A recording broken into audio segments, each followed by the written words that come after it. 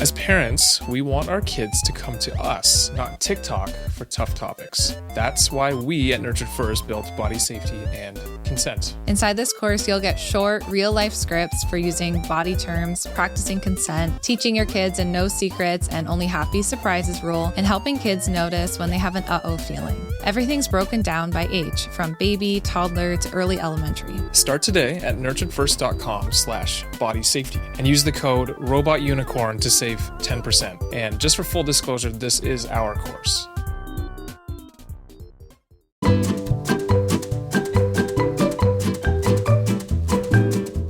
Welcome to Robot Unicorn, hosted by my parents, Jess and Scott.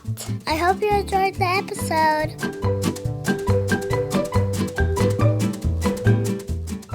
Should I tell the story about this morning, our daughter coming down the stairs? You can. That was so cute. Very cute. I'm not over that yet.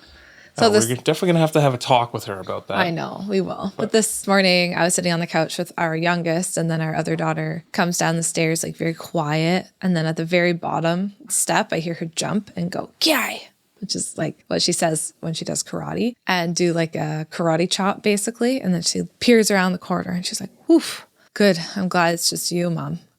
And I was like, "Who did you think was going to be down here?"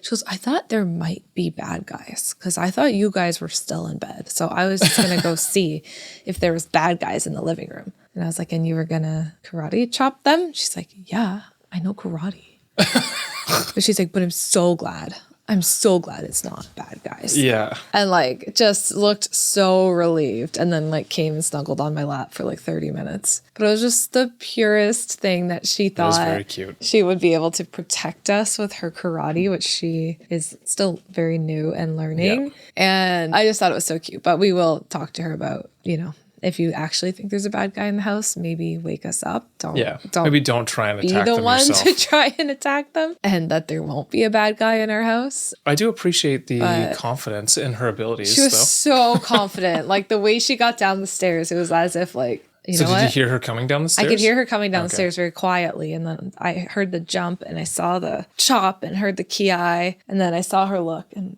just the relief that washed her face. Like she genuinely thought she was about to go fight someone. That's so sweet and sad. It was so cute and so sad at the same time. So we did already have some of those conversations, but I just said to her, "I love your confidence and the idea that you want to protect our family, but that's not your job." So it was very cute. I'm going to be taking her to karate tonight, so maybe I'll have a conversation with her on the way. On the way to karate, see if she remembers. She was also very deliriously tired. So yeah, right. Honestly, maybe it is because of the time change. Yeah. Daylight savings time. She even said, "I didn't know if it was morning or not." So she was even like, she wasn't even sure if it was like the middle of the night and she was doing this. So even that part was sweet. Like she's like, "I didn't even know if it was morning yet." Because we keep it pretty dark in the mornings, especially upstairs. The windows are all closed and it is dark right now. So anyway, it was just very cute. But also, obviously, something we're going to talk to her about. Mm-hmm. But just love these little moments like that with kids. It's like, it just reminds you how little they are and, how much they need you. So yeah, exactly. Yeah. Anyway, what do you have for me today? Okay. Well, this episode... Originally, I was kind of bored of the idea of doing this one, but then the more I did research or was finding the research on it, the more I found it interesting. Okay. And I actually felt the same way with this and the two coming after this. So it's good. Foreshadowing. So today's episode is on teaching our children to be kind, but not getting walked over. Essentially, how to not turn our children into people pleasers, where they just do things to be nice, but they don't really have a backbone. And I don't know where I saw this, or even if I came up with it myself, I don't even know. But the idea of children having this compassionate backbone. So they have a backbone, they're strong and resilient, they stand up for what they believe in, but they're also compassionate and kind to others. I kind of like that idea of a compassionate backbone. Yeah, I like that too. So we kick so many conversations off with our kids by saying, be nice. And honestly, I even find myself saying this to our girls sometimes, like, be nice to each other. Why are you doing this? Yeah. But as we'll discuss today, there's a growing body of thought and evidence that this might not be the best advice. So from your perspective as a professional, what is the potential downside of raising a child who is, above all else, nice. Yeah, if above all else they're nice, I think the downside is that they don't ask themselves, what do I need in this moment? And how do I protect myself or take care of myself? And it's not that we want to raise a self-centered child. That's different. But if we're just constantly nice, we're constantly putting others' needs over our own, it inevitably will lead to us getting burnt out, exhausted, and it's not actually nice. I like to say that there's a big difference between being kind, like I want to do something for someone else and I want to help them out and I have that compassionate backbone, like you were saying, and being nice, which could just mean like I'm just doing it so that you don't get mad at me and you like me and you're happy with me. And it's actually not for like altruistic reasons. It's really just to keep the peace and keep everybody happy and content. And so that is the major downfall to raising kids who just only think about other people's needs, is that they end up doing stuff not because they want to or because they're genuinely like this kind, compassionate person who cares, but because they are trying to keep everybody else happy. And eventually that does lead to them burning out because it's impossible. You can't go through life keeping everybody happy. Yeah. And I mean, that might not even be all parents and kids trying to raise children who are kind or nice to others, because I feel like one of the things now, and I mean, this is the same across all generations, I think, but people will say that kids are entitled now. So I feel like there's a lot of people who say, well, we do things for ourselves and we try to make sure we're happy and we have our own needs met and don't care about others. Do you think there's a balance between, like, let's say our generation, who are now the parents, right? Yeah. Who grew up being told, be nice, be nice, be nice, and a lot of punishments and stuff like that. So we kind of all learned how to put other people above ourselves. Like a lot of us. All know. A lot, maybe, of parents. And then, but that's continued into parenting. And now you're kind of people pleasing, but with your kids. Like you're having a hard time setting boundaries with your kids. You're having a hard time letting them be disappointed. You feel really guilty all the time. And the child becomes more entitled, let's say. Not that I love that word. We've done a whole episode on that. But it's because you are people pleasing with your child. Like you have a really hard time allowing them to feel disappointment and coaching them through what it actually means to be kind and like assertive at the same time. I mean, I think sometimes with all areas of life, there's many different shades. It's a spectrum. Yeah, of course. Because we know plenty of people who are our age that aren't like that though. So I don't know. I wouldn't say that all parents our age are trying, like, yeah, maybe not not people all pleasing our to age. But I wonder if a lot of people who struggle with permissive parenting, right, aka giving their kids everything and not really letting them struggle, let's say, and have the kids that might be labeled entitled, I wonder if they were raised to be so nice and kind and they want to break the cycles from how they were raised to be that way, but then it ends up being that. I mean, sometimes, because I would also say that's a parent now who was raised very strictly could also do the same thing to make sure that it's not. It could go. So that's why I just feel like what you're trying to say doesn't make sense to me. It does, because there's too many possibilities that lead to the same. Right. It's same result. One way that leads to that result of many. Yeah, that's fair. So why is it important to even consider raising a kind child? Why does that matter? Yeah, why does that even matter? Because I feel like, you know what, I'm reading through these questions again and I'm like, I don't feel as though we're getting to the root of why it's even important to raise a child who is kind with boundaries or with a backbone. Yeah, that's a really good question. And I think it's the type of question we should all be asking ourselves with our discipline. Like, why does this matter? Why do we want to raise a kind child, right? And how are we going about it? I think we want to raise kind children because, I mean, there's probably two reasons. Like one of them maybe is a little bit more selfish. Like we see our children as kind of a reflection of us. And so when our children are out in the world, we do want to see our children treat each other with respect and kindness and be good to others, right? Because that also is a reflection of the way that we parent them. And I think that if most parents were honest with themselves, then they would say that there is a piece of that they want others to see that their children are kind, right? Yeah, sure. But I think more importantly, and we shouldn't raise our kids based on what we want other people to think of us, but more importantly for our own children, I think we want to raise them in a way that they can be well adapted to the world around them. And they know how to take care of people and they know how to love others and be generous and all of those things, because that will help them contribute well to society someday, will help them in their own personal relationships. It will help them have healthier relationships throughout their life. And if they learn how to be kind, that's something that will always be part of who they are, and it will always be meaningful and important in their life, I think, if they learn how to be kind. So being kind doesn't just mean they're kind to others. It means that they're kind to themselves. It means that they expect kindness from others in the relationships that they have. So overall, I think we want to raise kind kids because it will serve them well throughout their life and be very positive for them. Does that make sense?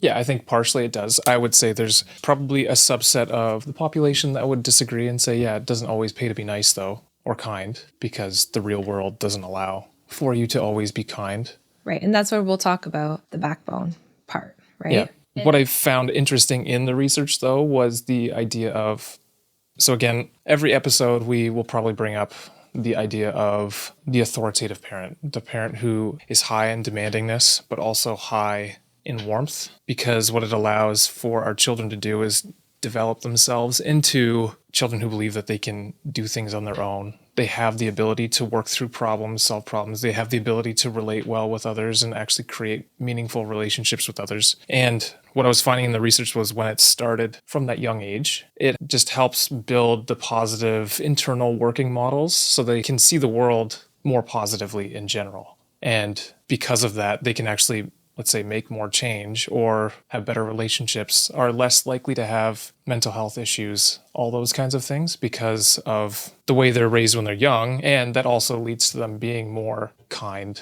and compassionate to others and their struggles, and they can empathize. Yeah, I think it makes total sense. I mean, we talk about this every episode, that the relationship is really where the kids learn the most from. But I like what you mentioned about it's the lens that they view the world from, right? So when we treat them with kindness, but we also hold our boundaries and we feel comfortable doing that, we teach our children that that is how they can kind of look at the world. I kind of think about kids who grow up in trauma or even like really, really harsh parents, and they grow up and they kind of learn to see the world through the lens of their parent as well, right? And so they might learn to see the world as like, oh, everyone's out to get me, or everyone is bad and I'm always a victim, or whatever it is, however they hear their parents talk about the world. But there is something beautiful about imagining your children watching you interpret people with generosity and compassion and do kind things for others. And they kind of learn that, oh, wow, you know, the world is a place where I can be kind to others, and I can see someone saying something that's not very nice, set my boundaries with them, but also interpret their behavior as not necessarily like out to get me, or that they're a horrible person, like they're having a hard time. So I don't know. I think that's really beautiful that we're shaping the worldview really of our children, and also meaningful to us too. Mm-hmm. And again, because I think what you're saying sounds sweet and nice and all that, and probably most of the listeners that we have will agree with that. But I think there will be a subset of the population in the world that says, you know, it does not pay to be nice. It does not benefit you to just be nice all the time. You will get walked over. Yeah. So I just think the other positive aspects of teaching your child to be kind and being that authoritative parent, that's the child's what they call the secure base, the person they can trust and rely on. It helps that children understand that the world is a place that they can actually trust people in. Everyone is not out to get them. They're worthy of love, all that stuff, but that ends up having positive outcomes later in life for basically every aspect of their life. It's not just that they're kind. It provides a myriad of different benefits to them. So I think that's an important thing that we have to remember. It's not just about... Yeah, and I'm just talking about kindness because that was kind of what our focus was for that question. But yes, you're absolutely right. Raising kids with that type of parenting where you're warm, you're kind, but you also have the structure and the boundaries. It does a lot more than just raising your kids to be kind to others, right? It helps them in every single aspect of their life. And I agree. You know, it's so funny. As you were talking, I was thinking about this. Someone told me recently that Scott hasn't been as skeptical and hasn't been pushing back as hard in recent episodes. So I'm sure they'll appreciate the little pushback there, because someone said, I think you've got Scott, like Scott is so on board that sometimes I feel like he's not asking the same skeptical questions he used to ask. And I was like, oh, well, I'll have to bring that up to him and That is funny. See if he can channel your skeptic. And I know you have it because, I mean, even if you're not skeptical, you know exactly how skeptics think and talk and the questions that they might have. It's going to be, I would say, the stereotypical dad, male figure that's likely the most I can get into that mindset because I know a lot of people like that. So anyways, that's completely beside the point. Yeah. So I want to get into some more practical things here. So a listener of ours had a 7-year-old whose friend always wants to play with their one special toy, and it was causing anxiety in their child. And I can honestly see this sometimes in our middle daughter, where she will do something not because it's right, but because she doesn't want, let's say, her little sister to blow up at her. Which, hey, I do also understand, but this seems like a similar situation where it's causing their child to have anxiety and like just allow this other kid to play with their special toy. So what are some actual words we can give that child to help them set a boundary kindly but firmly in that moment? Yes. Even if it results in some tears. Yes, I love this. And I think this speaks to your question earlier of like, what are some red flags that your child's starting to people please? And we have to look at, just to back it up a little bit, you have to look at the temperament of your child as well.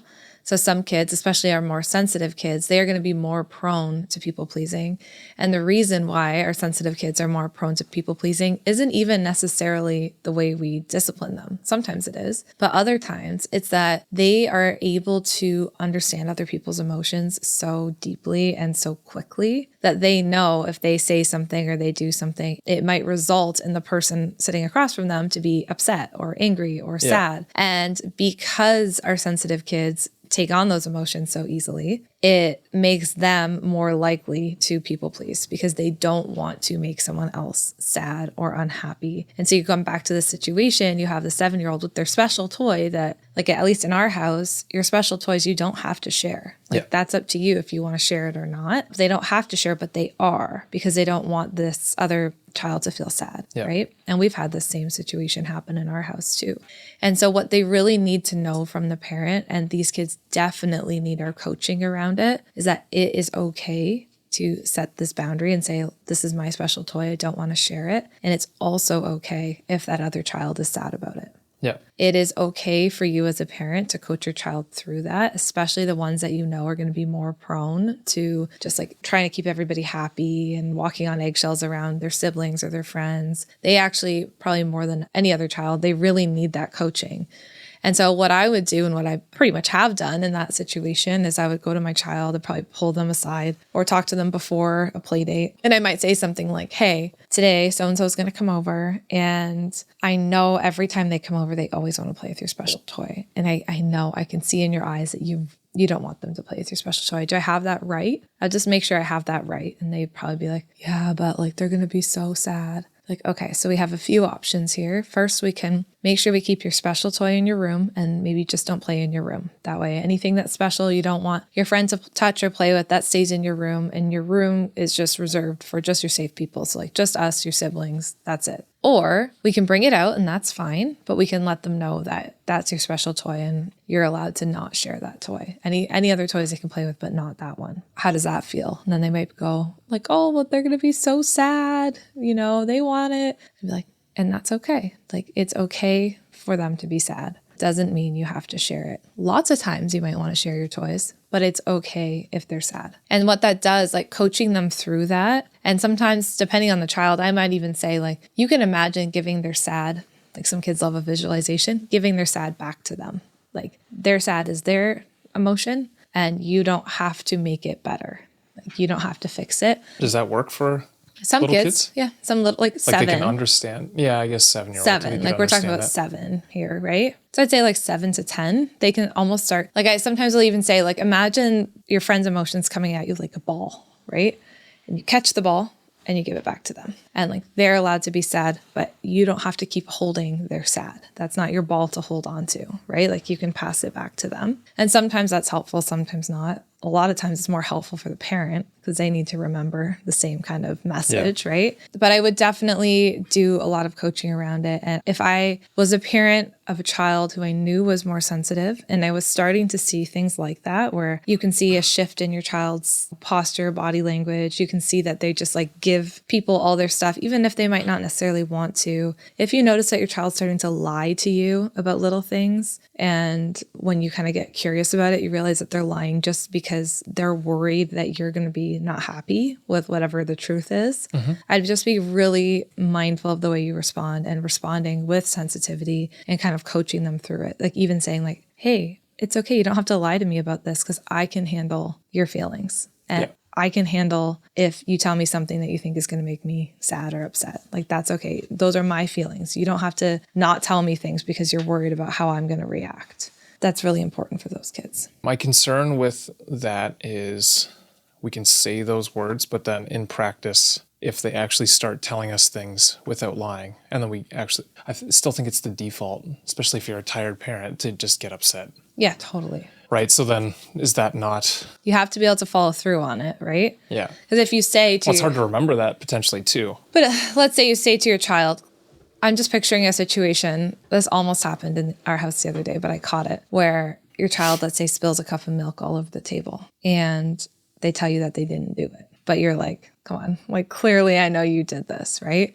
Yeah. I feel like there's two types of way you can respond. Like, you can get angry and be like, you're lying to me. How could you lie to me? You know, we don't lie in this family, and get really upset with them. Like, you go clean that up, which, hey, I feel like we've probably been there.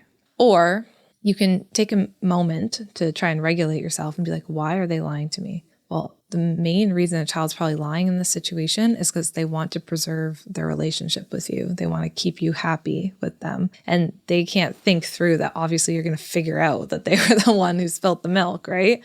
And so then you can take a more relationship-centered approach where you're like, hey, I saw that the milk was spilled, and I'm sure that that was you because you were the only one in there who could have spilled the milk. I want you to feel like you can tell me the truth about these things, because telling the truth in our family is really important. And I want us to be able to work through these things together. So let's go clean this up and let's get the milk all cleaned up. You made a mistake, that's fine. But next time I want you to know that you can come to me first. Why are you laughing? Because you're like... I'm just remembering what happened this weekend. And our middle daughter, who is... Yes. Maybe used to be more like that, where she would lie. I mean, she still has that from time to time too now. Yeah.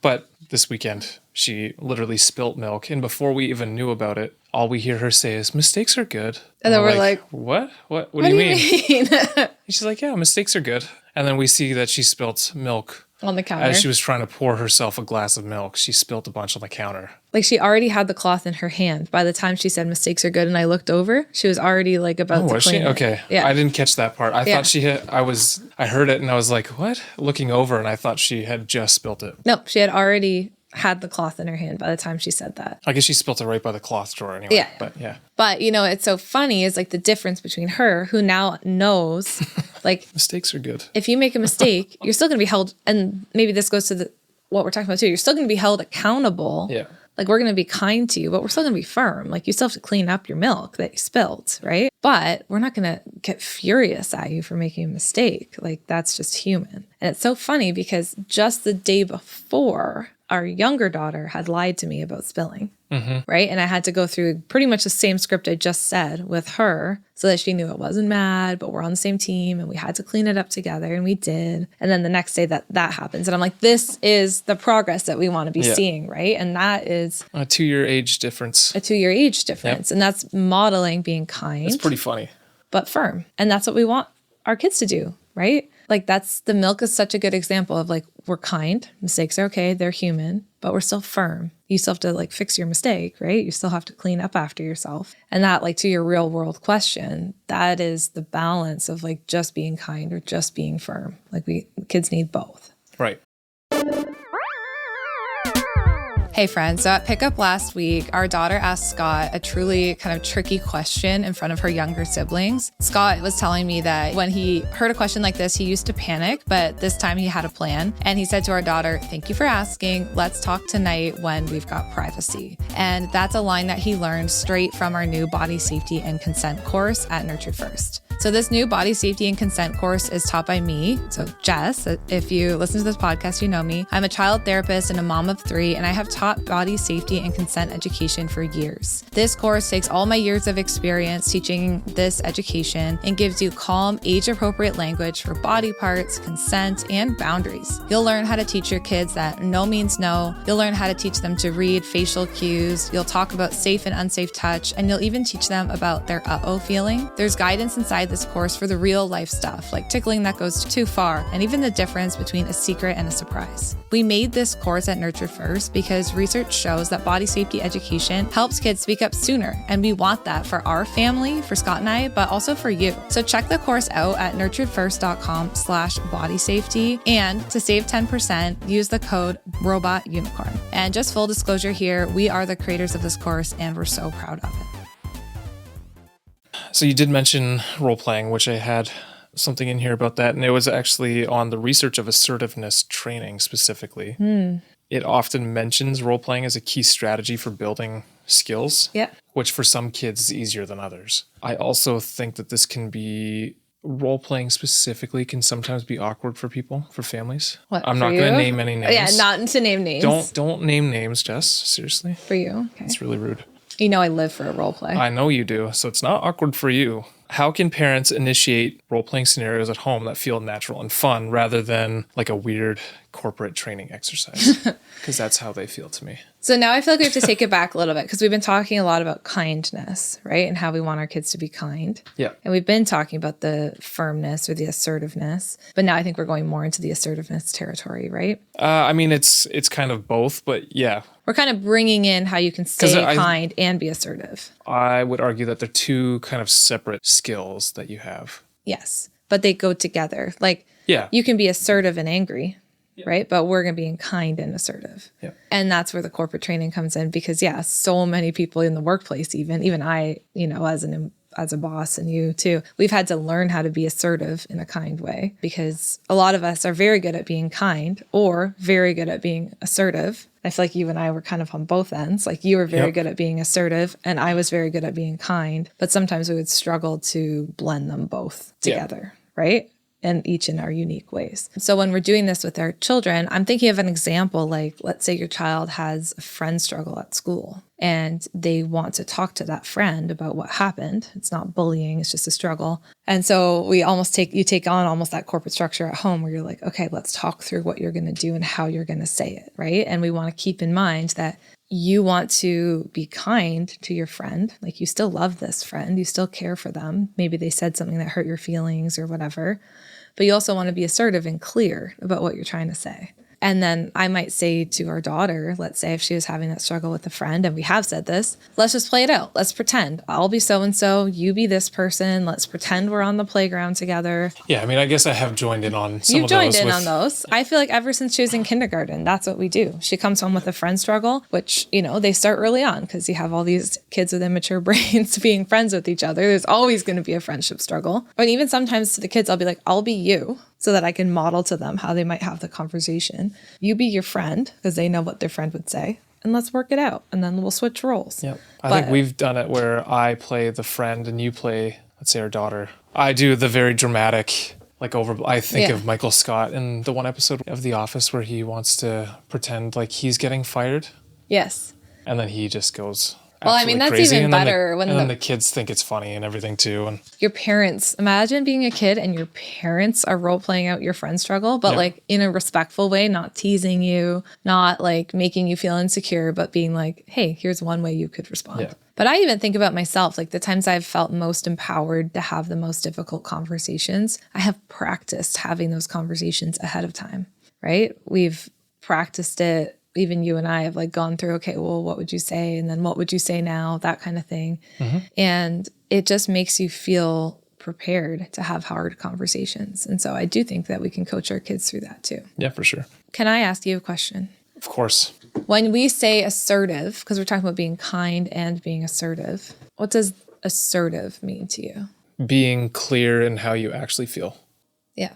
It's, I think, often confused with aggressive versus assertive in the way I view it is you're just being clear. This is how I feel. This is what I think about this situation. That's more how I think assertive is. And then aggressive is if you just start getting angry or you're condescending or you're doing any of those things. So can you give us an example of a time when you've coached our kids to be kind and assertive, or when you yourself have had to be kind and assertive? I don't like role playing, so no. You have to role play. Just give an example of a time that you've done it. That's me being assertive. Yeah. Good question. Can I think of any? Not at the moment, but I know I have had lots of conversations about that. Probably with our oldest daughter and some friendship struggles or issues. I mean, for whatever reason, this year it feels like there's less, but let's say last year there were maybe a few more, and I would help her through some of the challenges she was having with kids who weren't necessarily being nice to her, and just helping her just speak her mind a little bit more, speak up. I think about it even in terms of our own children in our house. Let's say I was coaching the girls through this on the weekend because they're all fighting over the same Barbies that they wanted to play with. And one of them was yelling at her sisters, being like, you can't play, you can't be in my room, you're not allowed to be here. And it was assertive, but it wasn't kind, right? And it didn't have a kind tone of voice whatsoever. And then her sisters were very sad and upset, and they didn't know I could hear this whole thing. So then the one sister goes, well, then I'm telling mom, and I'm going to tell her that you were the meanest ever, and blah, blah, blah, blah. Like, she starts going on. And then the other sister goes, well, then I'm going to tell mom, and I'm going to tell her. Like, and then they just started getting like a bit critical of each other. Like, you always say that. And it was getting mean. So then I came in. But I wanted to first I always try and see if they can work it out. But it was clear they were not going to work that one out. Where was I for this? I was on Friday, you were working. And the kids were off school. Oh, yeah, okay. Yeah, so anyway, they were all exploding at each other. So then I walked in, and I actually had this conversation with them about, I love that you girls are standing up for yourselves and speaking your mind. I think that's great. But the way you're doing it is hurting each other's feelings. Like, look, each of you are crying. That is not the way that you want to talk to your siblings. Yeah. And I will always say, I know you all love each other very, very, very much, right? It might not always feel like it, but you do. And so we do want to speak to each other with kindness and love, but you can still be assertive, right? Yeah. So then I had each person, I said, let's try it again. I had each kid try again with some coaching of how they could express. And again, that's another way you can coach your kids through it. It's like, you can still stand up for yourself and say, you can't play with my Barbies. There's nothing wrong with that. But you can't do that and tear someone you love down at the same time. So then we all said it again. There was some repair, and then we decided it was best to just play it by ourselves for a little bit, which was fine. But those are the moments, I think, that really shape how your child learns how to deal with conflict. It's not just be nice to your sister. It's, yes, speak your need, but do it in a way that still shows respect and kindness. Yeah, one thing that I read on kindness versus people pleasing that I thought was interesting was that real kindness comes from an emotional abundance. So you give it freely without needing anything back. You don't need to be paid back for it. And basically your cup is full. Versus people pleasing, it comes out of a need of the validation or needing others to tell you you're okay. Yeah. And essentially giving them an empty cup and hoping someone will fill it for you if you're compliant enough or nice enough. I love that. Yeah. So, yeah, I just thought that was a nice comparison between the two. And for like the kids in this situation, I mean, they weren't people pleasing in that situation, but then you have to think about it in terms of the real kindness. Like, it's okay to stand up for yourself. It's okay to stand up for yourself, because I think it can be so easy, especially when I talk about body safety, sometimes this comes up. Like, it can be so easy to just be like, yeah, teach your child to say, stop, don't touch me, or stop, I don't want you to hug me, or whatever. And those are important. It's good to teach them to be assertive. And like, let's say they're saying it to their 80-year-old grandma who's very loving and just wants to give them a hug. We can also teach them how to do it in a way that's respectful to others. I think it's okay to teach your kids how to respect others. Mostly they'll learn that through the way that you talk to other people and the way that you model that to them. Yeah. But sometimes I will say to the kids, try again. Like, try saying that to me again in a more respectful way, or try saying that to your sister again in a more respectful way. And I think that's what you're trying to get at, is that it doesn't have to be people pleasing or being harsh and aggressive all the time, right? We can stand up for ourselves, but still be respectful and kind at the same time. Well, and there's also, I think, this gender dynamic here too. Yeah. Like, let's be real. And the studies I was looking at also suggested that pro-social behavior, so being nice, kind, whatever, focusing on the relationship, but not necessarily in a healthy way, is often stereotyped as a female trait, and girls can be socially penalized for being assertive, while boys might be discouraged from being openly empathetic or kind.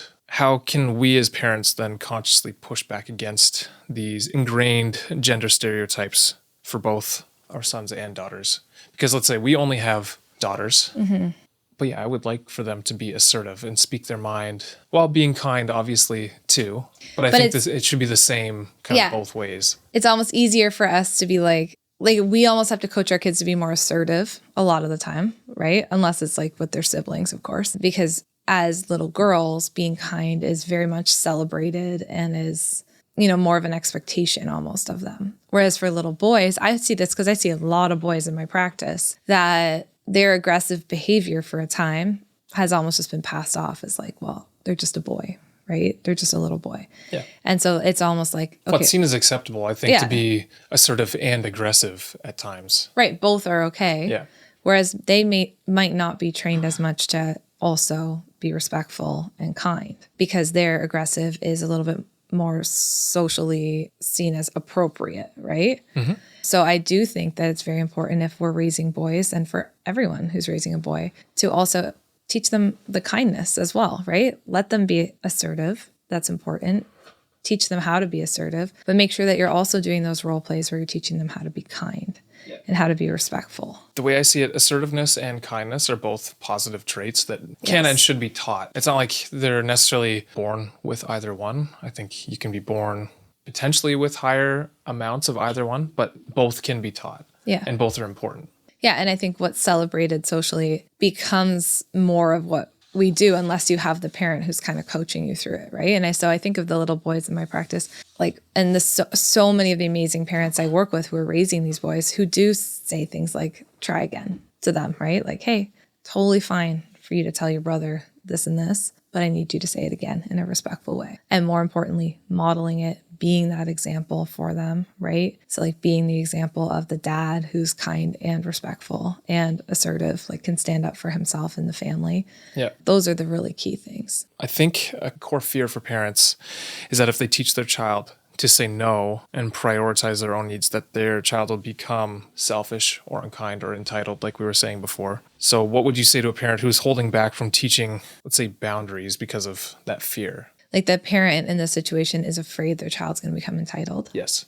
Yeah. And I think, again, that goes back to the balance, right? Where you do want to teach your child how to stand up for themselves. And you also want to teach your child and show your child what it means to be kind. So I think the biggest thing is like we can focus a lot on like what we specifically teach our kids, but they have to see it modeled through us. That will be their biggest guide, right, in life. And so if you don't want your child to be entitled and you want your child to have generosity and to care about others and to be the person who, holds the door open for someone else and lets them go through it, they have to see that through the way that you act first. And they will follow your lead most of the time, right? So, but that comes down to people pleasing too. Like for me, a lot of my people pleasing tendencies really came to a light when I became a parent and started watching my kids get older and being like, do I want them to do what I'm doing, which is to make everyone else so happy and try to please everybody else to the point where when I get home, I'm so burnt out and exhausted, I have absolutely nothing left to give the people who matter the most to me in my life, who I know will love me no matter what state I'm in, right? So we need to look at ourselves, and same for being assertive. If you're not also being kind, if you're really good at being assertive all the time and you're telling your kids boundaries and you're being super clear about your expectations, but you're doing that through yelling or being harsh, soon enough, your child's going to be yelling at you and going to start being harsh with people, and they're going to start saying the same words that you're saying to them, just to their friends and their peers, right? So we really need to be the model on both ends that we want our children to look up to. Yeah.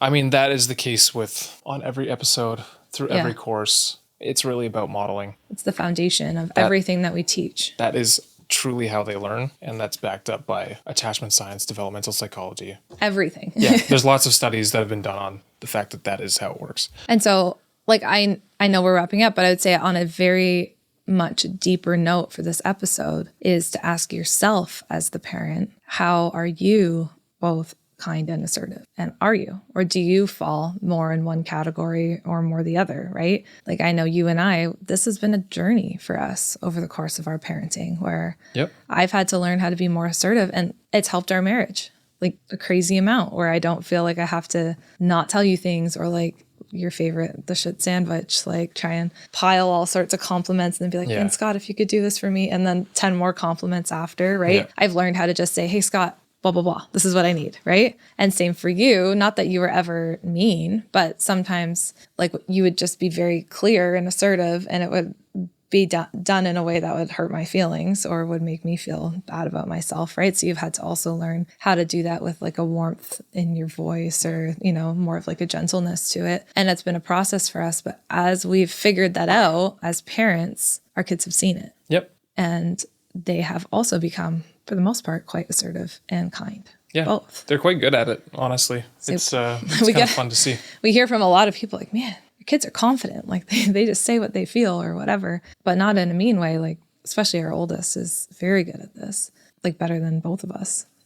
She's very good at it. Well, early on, yeah, she's definitely gotten better at that. And I think there's no baggage for her to kind of take along with. She doesn't concern herself with, oh, will they like me if I say this or what? She just says it. Yep. And we can learn a lot from that too. Well, I think there's a dependability that people can rely on you to just tell them how you're feeling and not worry that you think one thing but say something totally different. Yeah. I think that's been my why, because like I said, we've talked about becoming kind and assertive as an adult is a process, and it actually takes a lot of practice, especially if you're like me and you were more on the people pleaser side. It takes a lot of practice to learn how to state what you're actually feeling, and like the soccer ball kind of thing where I've said like you have to almost imagine handing the person's emotions back to them. Yeah. But for me, my biggest motivator was I don't want my kids to feel the weight of the world and feel everyone's emotions in every decision that they make. Like it's too much. And I know that they can still be caring without carrying that weight. So that helped me change. And a part of that may just be my temperament, sensitivity, temperament. Yeah. So, yeah. Okay. So if our listeners, the person listening could take away one guiding principle or commit to one small action this week to help their child build this compassionate backbone, what would you want it to be? I mean, we talked about a lot of different things, but if you could just choose one for someone to try. I mean, I think I'm going to bring it back to the modeling. That's been the biggest piece. In a moment where you would catch yourself either being very assertive and not kind or very kind and not assertive, ask yourself, how can I be both in this situation? And just hold yourself responsible and see if you can find little glimmers of like times where you're being assertive and kind. And then you can always tell your child the story of it. Yeah. Right? So for me, I'll give one example because I think this is going to come out around the holidays. It would be like holiday boundaries. So I'm thinking about all the parents this time of year who are probably thinking about, I don't want to go to great aunt whatever's Christmas party. It's like the 7th Christmas party this week or holiday party. I don't want to do it, but we would hate to make her upset with us. So we're going to all go, and you're modeling this to your kids and you're telling your kids how bad you don't want to go. And then you're showing them that you do it anyway, right? Whereas maybe you can be more kind and assertive, be like, we're going to go for an hour. It's important for us to show up for our family. That matters to us. And we do want to protect our time with you guys. And we know this time of year is so busy. So after an hour, we're going to go home and we'll have some quality family time, right? It's a great way to model being kind and being assertive. Nice. And I would say, and this is going to come as a shock to many, but role-playing does help. Oh, I knew it. And you know what? Maybe let's cut that out. Make that a reel. Jordan. Make that a reel. Cut that shit out. No, but... You have to admit, we do a lot of role play. We do. As much as, maybe I should rephrase, I don't love doing role playing on the podcast where it's just the two of us sitting in our studio talking back and forth. There is definitely a ton of value in doing it with your child if they're having a struggle with a friend or something like that, or you want to try and come up with multiple resolutions to an issue, or let's say even between us, if you've had to have conversations that were going to be challenging, I would kind of be the opposite side of it and come up with here are all the possible avenues of what the person might say in this situation. Well, I will say, I think that's also why this podcast works so well is I've learned how to be assertive. So even if you push back on me, and it's something I feel very firmly about, I'm not necessarily like, oh, it's okay, Scott. Like, I don't want to make you upset. Like, I wouldn't want to really tell you how I feel if it makes you sad, right? Like, we can actually have so much more valuable conversations because this is how we talk to each other in our relationship with kindness, but we're also clear. And I feel like that's even just helpful communication for your relationship is to be able to have those two things. So what I'm hearing, what you're saying is that I'm doing a really good job pushing your buttons a little bit, but for you to learn how to respond back, push back a little bit. Push back assertively. And I've also taught you how to... You're welcome. How to be kind. So, But that's a podcast for another day. Okay, well, thank you so much for listening. It was quite something today. It was quite something. Hopefully you took something away from this conversation. I know I did. And Really? well, I love this topic. I think it's missing. We teach our kids to be kind, like kind kids. Like you just see it everywhere. Kind, like on t-shirts and on like, be kind. It's like the one thing we always say, but we're not like, be assertive today. Say what you really feel. So I don't know. Yeah, I think without hurting people, like without deliberately trying with to hurt someone. kindness, Yep. think of a few options of, this is what I always coach our daughters, think of a few different things you could say and then choose the one that you think is the most kind and like clear. But, we don't say that. We say be kind. So I think that this episode is really important and I'm excited for people to hear it. Mm-hmm. Yes. All right. Thank you so much for listening. you. We will see you next week. We shall. Hey friends, thank you so much for listening to today's episode. We are glad that you are here. If you enjoyed today's episode and found it interesting, we'd really appreciate it if you'd leave a rating and a review. Scott and I actually sit down together and read them all. A 5-star rating helps us share our podcast and get these important messages out there. Thank you so much for listening, and we can't wait to talk to you again next time.